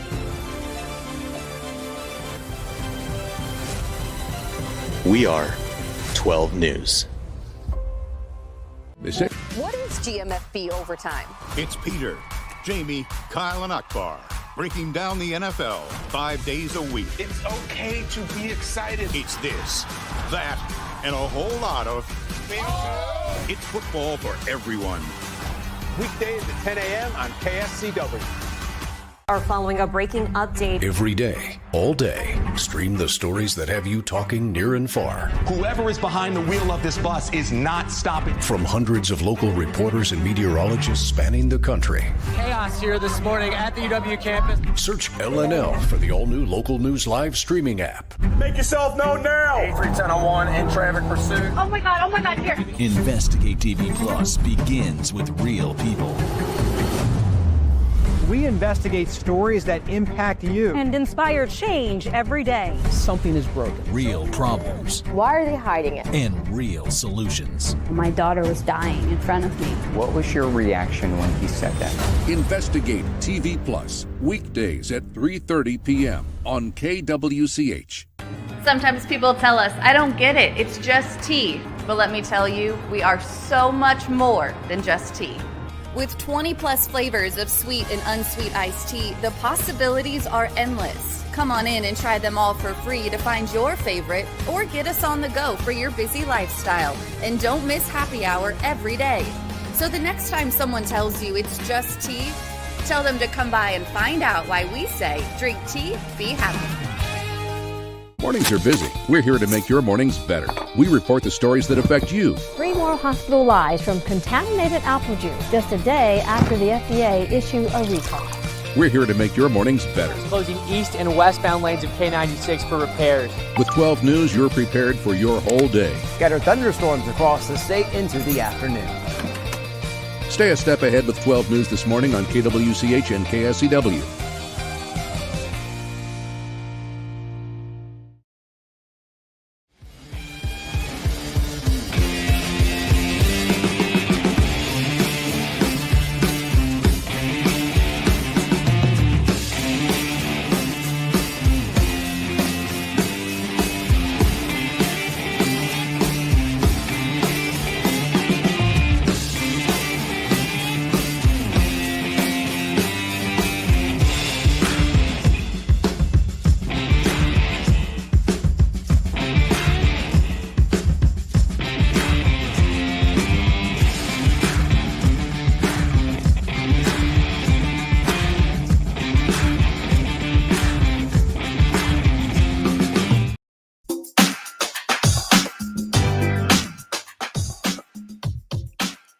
All right, welcome back in, everybody. It is Sports Daily, and we are glad to be here with you on a Monday, getting week started here. A little rain later in the week, got some sunshine today. It was so nice to have a sunshine-filled weekend. Tommy, when should we be concerned? I would say Saturday and Sunday, I don't know what our highs got up to, but when it was about 72 and sunny, all I kept hearing for that was, man, it's hot outside. And I'm like, boy, it's not. It's not yet. Like, just wait. I know it's almost like this. Like, I love it so much, but it like causes a temporary like sense of dread. Like, oh, I kept looking at the little temperature gauge on my watch. I'm like, it's only 70 degrees out here, huh? That's interesting. What's it going to be like when it's 82? But I'll take it. And if I complain about the heat, slap me, because I'll take it 10 times over the cold. And I would need to put that out there. If you hear me start to complain about, because we love to complain about the weather, it's like, no, because the alternative is January. So deal with it. Go jump in a pond. Yeah, it was a beautiful weekend. Took the boys to the park yesterday, had a nice little picnic in the park, went and played Nice. on the slides and the swings, and then took my oldest to the golf course on Saturday. By the way, we haven't mentioned this yet. We talked a little bit about Scotty Scheffler at the top of the show and how he ran over the competition in Dallas on the PGA Tour. Shout out to Sam Stevens, Wichita's own Sam Stevens. I think he finished third in that tournament. And he was in the final group, I think, with Scheffler on Saturday. And I mean, still, that's a great paycheck for Sam Stevens. And it's tough when you're up against Scheffler, who's running over everybody, but a great showing from Wichita's own Sam Stevens in that tournament. Love having he and Adam Hadwin to follow now, along with Gary Woodland and all the, that does make golf more fun. There's so much going right now. Like we talk about the NBA playoffs, the NHL playoffs. We're everyday baseball people, you and I. Like it's not quite the same as during football season where everything is appointment television now. I mean, I treat maybe the Royals that way because I know we need to talk about them every day. But other than that, you're just kind of browsing, right? Like everything's on, everything's going. And that's what, when we get to the NBA playoffs and the NHL playoffs, makes those so much fun, is you can browse them, but like the intensity is at such a different level especially in the NBA, in the postseason that it is in the regular season. So I'm pretty excited about the rest of the NBA playoffs. Now we're into this second round. We don't know who the champion's going to be. I love basketball when you get to that point, right? You don't know. Golden State is a 7 seed. I think absolutely has a chance with Jimmy Butler to win a title. That's Buddy Hield. How cool was it to see Buddy Hield, by the way, go off last night? Sunrise Christian. He was just such a fun college player. But it's all around and out there. Not a ton of headliney stuff other than that. It's been, which is always interesting. It's more about the games here. But you mentioned this earlier, and I only bring this up because, and maybe Jaylon Thompson will be better in the next segment. The Rangers, when they fired their hitting coach, and you were kind of giving me a hard time, they also DFA'd a center fielder and sent a free agent acquisition from the offseason to AAA. So, you want to talk about that, and I don't think the Royals are going to do any of that stuff, but it's interesting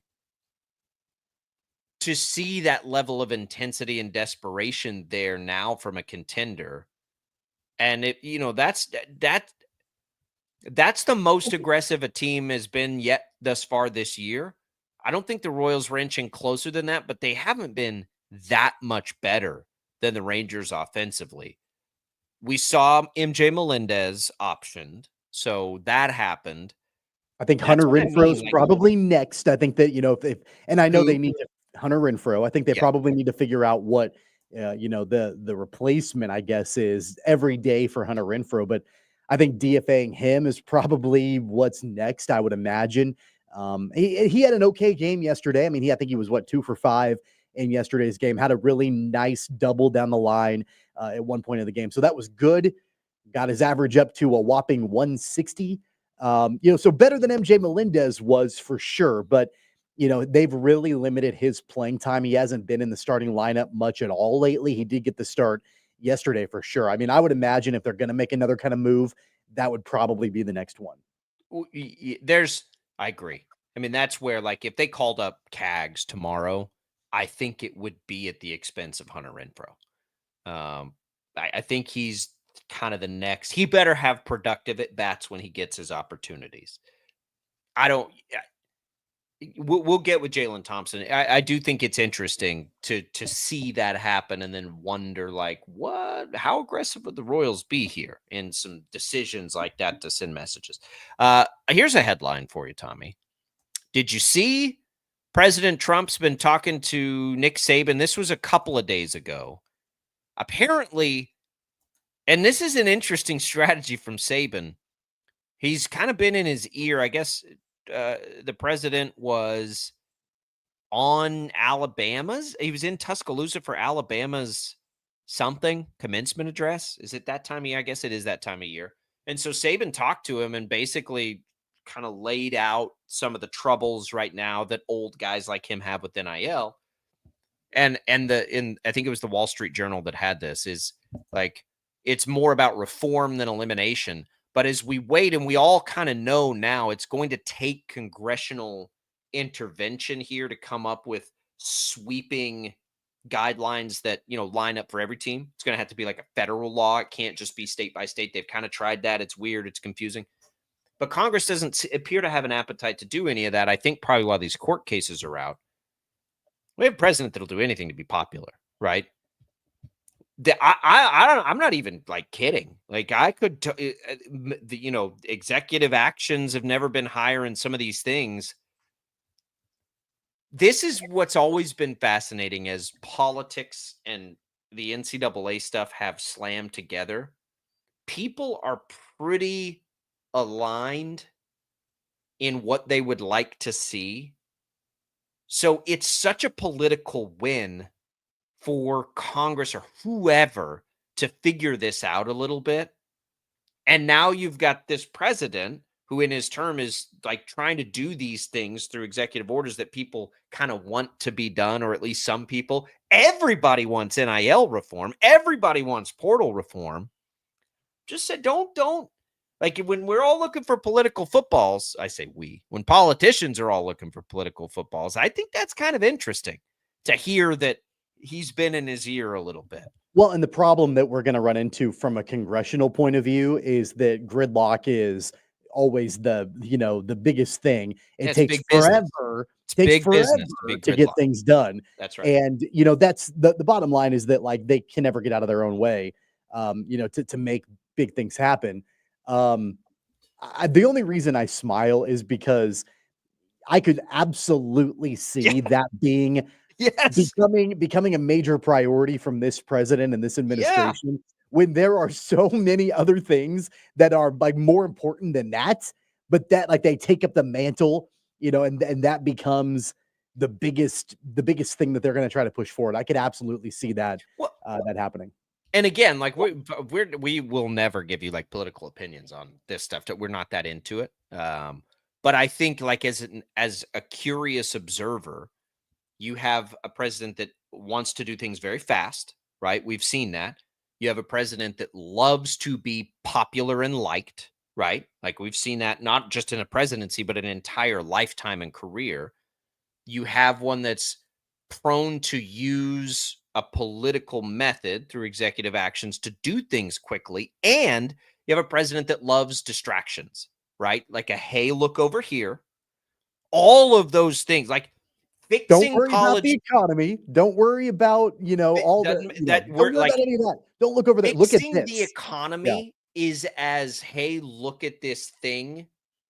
Sorry, fixing college football, I should say, is as, hey, look at this thing, or college athletics, as you could possibly find that goes across. Like, what if, and I think, look, I think Nick Saban probably has a good feel for the problems that this creates for the sport, even though I do think there's kind of a crybaby mentality to some degree. Like Alabama's been able to get all the players that they've wanted through various methods for a long time. And it's not just them, it's everybody. But also understand and be very, because he is so whip smart and good at what he's done forever, to sort of lay out, but here's why this is actually concerning and hard to deal with. Like, what if you had those guys? Like, what if it's Saban? Tuberville, of course, used to be a coach. And I'm not talking about it. I don't care about politics. I'm talking about him being a former coach. What if some of these guys got together and got with the president and like, yo, here's what we think could actually help. And him just be like, all right, well, let's just do it then. Here's an executive order. And because who in Congress is going to step out and be like, no, you can't do that, if it could be such a political nightmare for them to go against a possible solution to all this?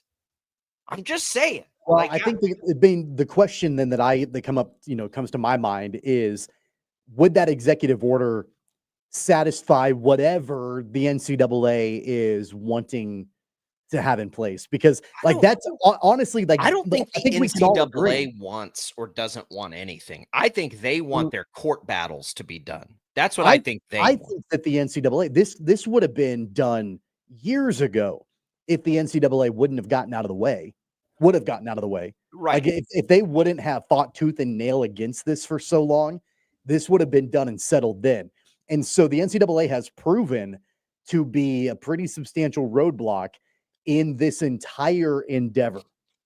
I think the roadblock now, all the way down to the beginning, at the very beginning of it, they proved to be such a major roadblock, and they've been drug along kicking and screaming. It's taken court orders to get them and lawsuits to get them to this point. And so will whatever that executive order ends up being, will that satisfy the NCAA, or will they start kicking and screaming again? I think it's a little different. So I think I totally agree that the NCAA created all of this mess by its resistance. Totally agree. I don't know how much I think they're going to have to do with the solution. I don't think it's going to be much one way or the other, because I think all they can do right now is deal with one court case after another, after another, after another. Like, they're so buried in that.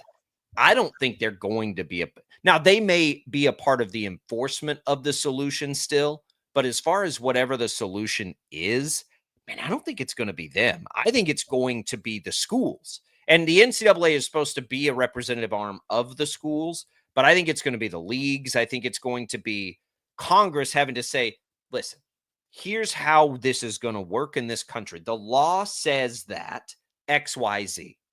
Okay. The law says that conferences can govern, how much this, that, or the other takes place. And we see that, right? The federal government gives, or maybe not gives is not the right word, but like there are state laws, right? And then they sort of weave together. But this overall framework, I think, it will take laws because until you have laws, like you're going to have all these court challenges until it's clearly laid out.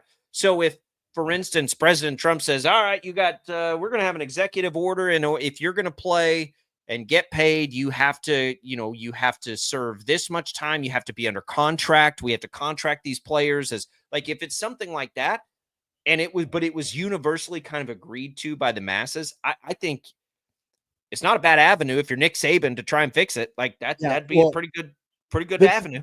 The thing you have to understand too about Nick Saban is that he's been a vocal critic of anything NIL for a long time. And I know that allegedly he was pitching reform and not elimination to the president. He's been a fan of elimination since day one. And then that's unlikely. That's unlikely to happen. But I thought this was interesting. So one of the lead lawyers in the antitrust case going on right now, his name is Steve Berman. He made a statement to USA Today about this proposed executive order. And he said, and I quote, "The president says he is the greatest business person ever. Why would he do anything to limit the business deals students are negotiating for their NIL? He has been a benefit of the free market. Why not these young athletes?"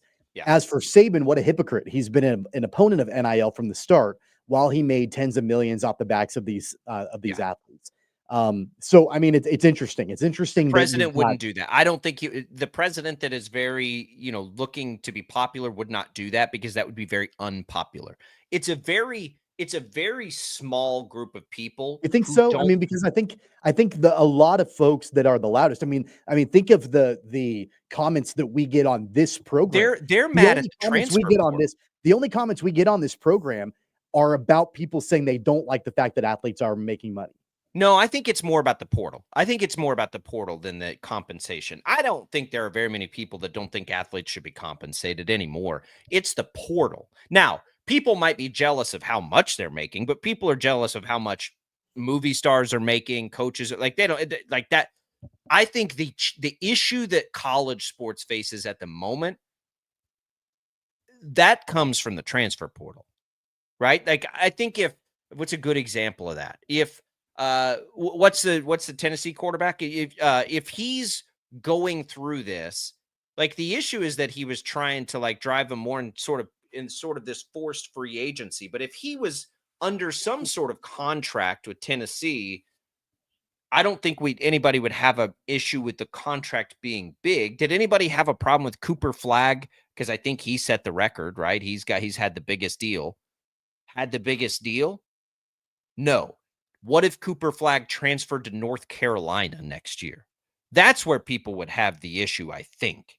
So Saban may want a specific thing. I don't think Saban wants athletes to not earn. I don't think that's his problem either. I think it's the Wild West. It's the lies that are being told to kids. It's the involvement of people who are eliminating any sort of loyalty involved. I think that's where people have issues. I think if the president just simply came out and said, look, these athletes, schools figured out they're going under contract, but in that contract, you can say they can't transfer. Like that would probably appease a lot of people. You can earn, you just can't transfer if you're in a contract. Pretty simple. We all have work contracts, right? It's not simple from the school's standpoint because they got to figure out insurance. They got to figure out all that stuff. But the president doesn't care about that. He doesn't care if it's simple on the schools. He just wants to try to solve the problem and make everybody happy. It's worth watching. I think it's worth watching. I mean, there's 3.5 more years of a presidency for him to, take something that is pretty universally cared about by people. And I think most people want the same. So correct me if I'm wrong, listeners. I think it's more of an issue with the transfer portal than it is how much specifically players can earn. I don't think there's anything wrong with the free market aspect there. What's driving the transfer portal? The amount of NIL dollars that are available out there. The promise, the transfer portal, right? The promise of it, but it wouldn't matter if players were under contract. right? Like it wouldn't matter if there was some loyalty. And that's where the NCAA has lost all of this, because what they used to be able to enforce at minimum was you got to sit out a year and but the problem is none of that stuff makes a lot of sense because there's nothing binding to enforce it, right? A scholarship's not binding. All the other students on campus can walk away from a scholarship anytime they want. They can also go work and earn money anytime they want. We're putting these athletes in a position that nobody else is. It's sort of tongue in cheek to see that it's happening, but it really is fascinating to think about that avenue with the way things are sitting currently politically in the country. We'll see. Jaylon Thompson joins us next. We got a lot to get off our chest with the Royals. We'll do it. Don't go away. More Sports Daily after this.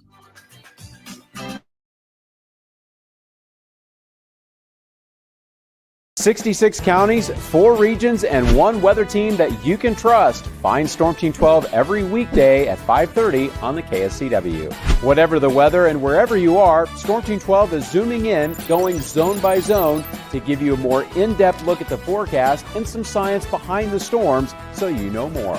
We're focusing on the forecast so you can focus on what's important to you. Storm Team 12 Weather Focus, 5:30 on the KSCW. The future of television has arrived. Next Gen TV is here with stunning video, movie theater quality sound, enhanced voice clarity, and interactive features, all upgradable for the future. Learn more at watchnextgentv.com.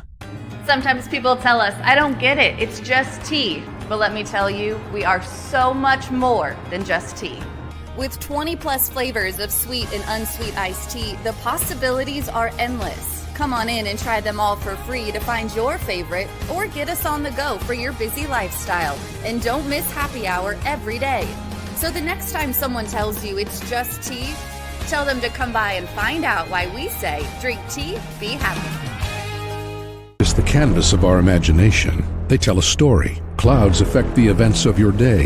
Sometimes they growl, sometimes they inspire, but they're always the messengers of nature's mood written in the sky. Storm Team 12 understands the language of clouds. We're dedicated to decoding their message so you know what to expect. Behind every cloud, there is a story waiting to be told. Trust Ross Jansen and Storm Team 12, alerting you first to the impact on your life.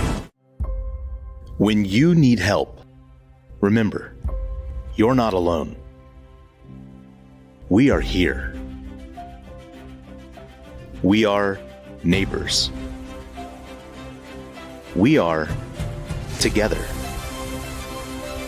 We are Kansas.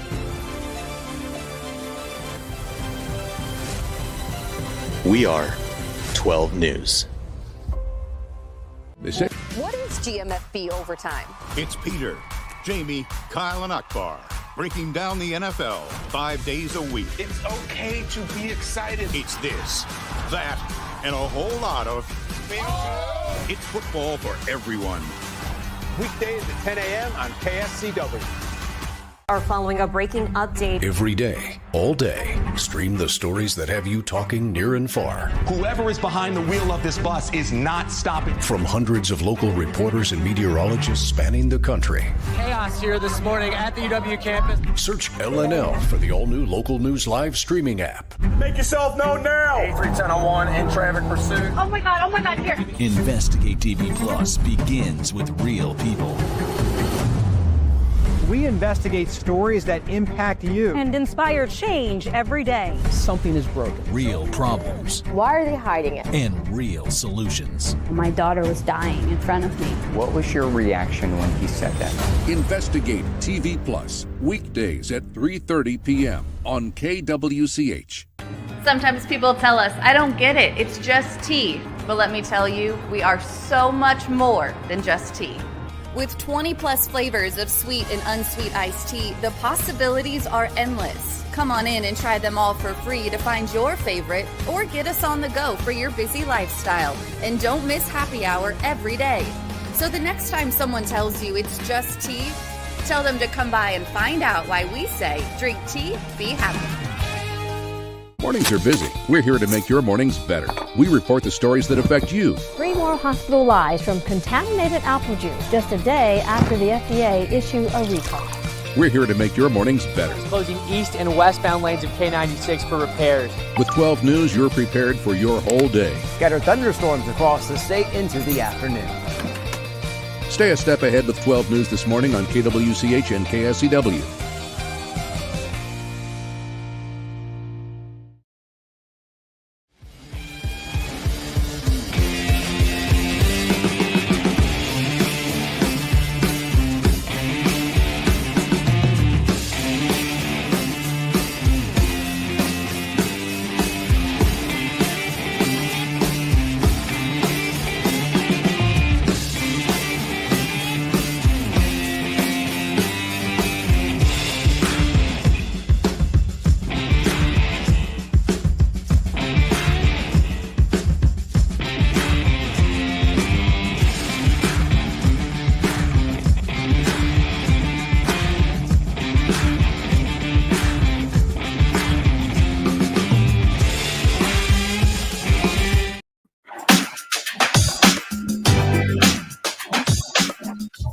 And now, digging deeper with the teams you follow, it's another Sports Daily Insider interview on KFH.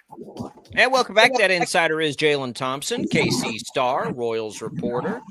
Glad to be here with you. We shifted Jaylon up from his regular Friday visit to today. Glad to have you, Jaylon. How are you this morning? I'm doing good, guys. How are you guys doing? We're good. We're ready to start a week with no days off in baseball, which are my favorite kinds of weeks in baseball. Days off bother me. I'm sure you enjoy them because it means you get days off. But not the Royals.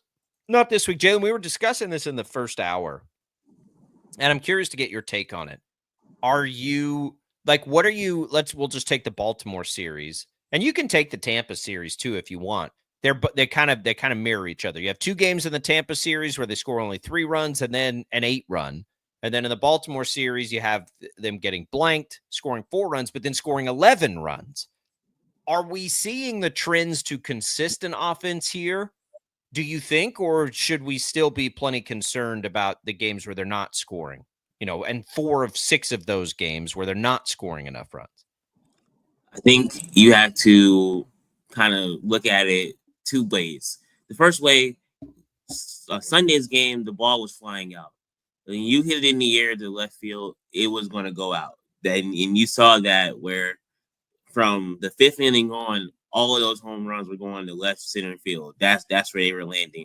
The wind was just flying out there. So you have to take that into consideration when I kind of compare the 2. But I will say that the offense is rounding its way into form. I won't say that it's there yet, but there have been great encouraging signs. Vinny Pasquantino hitting 3 home runs in his last 5 games. I think that is a super important step. We talked to him, and he said that if I'm going to hit third in this lineup, I have to be more productive. I have to produce. Those were his words. So I think that you're going to see him continuing to get his average up. The numbers are there. He leads the team in home runs and RBIs. I think Michael Garcia is the real deal. You're seeing it each and every day that he steps onto that field. He looks like the guy that everyone kind of envisioned when he went to Venezuela during the Winter League and he dominated over there. I think those 2 players are going to be really great for the Royals, him and Vinny. And, of course, Bobby Witt Jr. and Salvador Perez have to play at the level that they're capable of playing at, and we know what they're going to be. They're going to be there at the end. So, like I said last week, they need 4 or 5 guys to really make this lineup be productive, and I think that they have identified those 4 guys. The question is, who's going to be the 5th one? Is it going to be Jonathan India? Is it going to be Michael Massey? Someone has to come along with them for this team to go where they want to go. Let's talk about Michael Garcia a little bit more, Jaylon. He had 2 home runs in the game yesterday. I think everybody kind of realized that he was going to be an offensive threat for this team, but maybe not necessarily hit for power quite as much as we've seen from him early on in this season. Have you been surprised at all by just the overall production from him and how important he's been in this lineup? I was initially surprised. I will say that because if you look at what he did last year, he was batting 8th in the lineup. I mean, he was barely hitting over 200. And this was late in the season. There were games down the stretch where the Royals just did not start him because he just wasn't producing offensively. He would come in as a defensive replacement and things of that nature. But to see him be able to bat 4th and bat 5th in this lineup and be a consistent run producer, as much as we love the home runs and what he did last night against the Orioles, he had a bat where he moved the runner over. And if you talk to everyone in that clubhouse, they basically said that was one of his best at bats of the game. He moved the runner over. He kept the line moving. So he does the little things, and I think that a lot of that goes to. And I asked him. He said, "It's the toe tap that I added to my batting stance this year. It allowed him to have more balance, more contact. He's not missing fastballs." He said the leg kick last year kept him from hitting those fastballs, and now he's not getting beat by those. And I think you're seeing a different Michael Garcia. Those 2 home runs he hit, he smoked both of those baseballs. Yeah, he's been fun to watch. I think fun is a good way on bases. He's not any candidate to move down. We also hit on this a little bit. The Rangers have come through and they've fired a coach. They've optioned a free agent acquisition. They sent down a longtime guy. The Royals have, with MJ Melendez moved down the line, how much patience do you think this front office has to let the offense figure it out versus we've got to make some changes because our expectations are too high for this? Yeah, I think the expectations are really put on by the fan base. I think the fan base really wants the team to like soar and fly high in World Series and don't get me wrong, the Royals want to do all that too, but you got to put it in perspective. They won 86 games last year, and remember they won 56 the year before that. So in the Royals' perspective, they want to win the AL Central, and I think they are in a really good spot because they have arguably probably the best pitching staff in the American League. I mean, Detroit's right there as well. And the offense is starting to come around. So I think combine those 2 things together, and it's starting to get warmer. And we all know that when it gets warmer in Kansas City, and of course, anywhere in the Midwest, the ball will start flying. And I think you'll start seeing more of the consistent offense that the Royals want to see.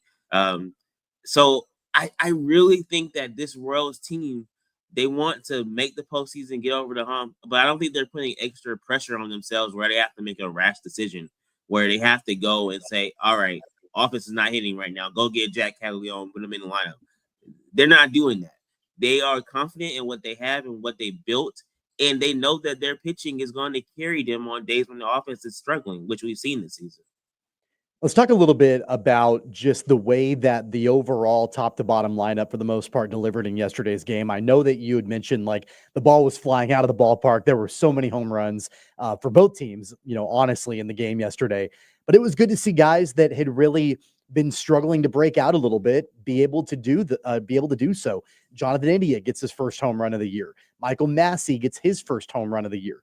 Even Luke Maile in his first game for the Royals gets a home run as Kansas City is now carrying 3 catchers on their roster. Some of these guys that you mentioned before, like, are we going to see them contribute and break out? At least they did that in the game yesterday.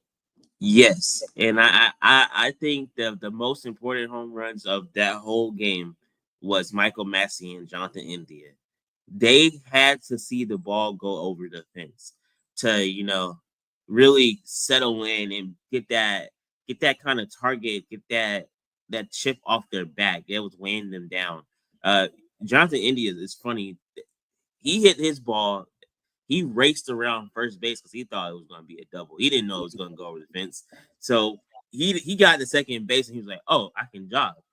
And so it's cool that he detailed it because he's been coming close all year. His first game with the Royals, he had 2 balls that would have been home runs in Great American Ballpark, but he was playing at Kauffman Stadium. He said a lot of balls that have landed on the warning track, and it just hasn't gone out. So for him to finally get one, I think that will help him tremendously. And I think for Michael Massey, he's been fighting it all year long. and he finally has put together a couple of nice productive at-bats against the Orioles. And to see one go out for him, I think that's going to help him finally get his confidence back a little bit and continue. He's been working. I mean, we talked to him. He said he's worked on angles and tilt and tipping the bat and trying to figure out the best way to get his swing right. So I think those were super key for the Royals because they need both of those guys to be successful this year. I don't think there's a Royals fan alive that doesn't really want Michael Massey to be good. Like everybody likes Michael Massey, so it is good to see. Jaylon Thompson, KC Star beat reporter. One more for me, Jaylon. So we look at a week here. It's all at home. It's the White Sox and the Red Sox. Before that, these last 4 against the White Sox. So we kind of coming out of that really bad stretch, we identified these 16 games as a chance for the Royals to get back to 500. Unless it's a disaster in Chicago, they're going to do, or against Chicago, I should say, at Kauffman, they're going to do that. What do you want to see here? Are you satisfied if they split it and have a great 16-game stretch, or do you want to twist the knife a little bit and make it 3 or 4 out of 4? I think they can get 3 out of 4 against the White Sox. I really do. They play really well at home, and they're riding confidence right now. And you look at what the offense has done. Yes, they had the 7 home runs, but regardless if you hit those home runs at Oriole Park at Camden Yards, Kauffman Stadium, you hit them on the moon, you hit them in the stratosphere, they all count as home runs. And for guys like that, just to be able to say that I can still do this at a high level when you've been struggling, I think that's just going to create momentum that you can carry on forward. So I think they could take 3 out of 4 from the White Sox. They have the top of the rotation going. You got the White Sox are going to face the Royals' 4 best pitchers. You got Cole Reagan, Seth Lugo, Michael Walker, Chris Bubich. I really think that if they produce like they've done all year, they can get 3 out of 4 and possibly sweep. So I mean, Kauffman's going to be rocking. I think that this is the time where the Royals dig in and they go forward. April was tough. They all acknowledge it, but the way they've been looking, winning, is it 11 out of 13 since they came back off that road trip? I mean, they're hot right now. Call it. Just call the sweep, Jaylon. Give us a guarantee. Let's do it. Yeah, I wish I could. But I can't discredit the White Sox. The White Sox are scrappy this year. Yeah, they got good starting pitching. How about this? 20 runs over the 4 games. Can we get 20 runs over the 4 games? Is that fair? Yeah, they hit home runs like they did yesterday. Yeah, they ain't hitting home runs at Kauffman like they did yesterday. But hey, 20 runs, 4 games, 5 runs apiece. That too much to ask against the White Sox? I don't think it is. 20 runs. Jaylon, go find all of his work at the KC Star. You can follow him on X at Jaylon Thompson. We appreciate it. Thanks for shifting around for us this week, and we'll talk again soon. Thank you guys so much. See you guys later. There goes Jaylon Thompson, great Royals insider. Lots of good stuff. If you missed any of it, if you joined late, you can always go back and listen to it on the Odyssey app. You can listen to anything that you find on the show on the Odyssey app. It's all available for you. It's all podcasted out there for you to check out. Max, who do we have on our hockey schedule tonight? What do we need to be locked into here? So we're Winnipeg and Toronto fans, I believe. That's what we have our bet on here. And do we have? I know we do have. We have the Leafs tonight against the Panthers. We feeling good, Max, about your bet? I do. I like the Leafs, and I like the Leafs, and I like Winnipeg for the finals. Okay. Like I said, the Leafs haven't won since '67. They're overdue. We just got to get them there. That's all we got to do. And I'll have a new driver, courtesy of Max's hockey knowledge. And so we're really pulling for it. At least I am, Max. I appreciate it. Max, you had a birthday shout out you wanted to give? You just text me. Thunder hockey legend, Jason Duda. There you go. Happy birthday, Duda. Jason Duda. Thunder hockey had a nice season, returned to the postseason this year. Happy Cinco de Mayo, everybody. You a Cinco de Mayo celebrator in your old age, Tommy? Yeah, we might go get some enchiladas or, something tonight. I don't know. Yeah. That's not a bad idea. Yeah, I don't know. I think Mondays I think our kids have stuff on Mondays. Just drive through Taco Bell and call it good. Yeah. I can't drink cervezas on Cinco de Mayo like I used to. But it's a fun day. We'll come back. More Sports Daily. Don't go away.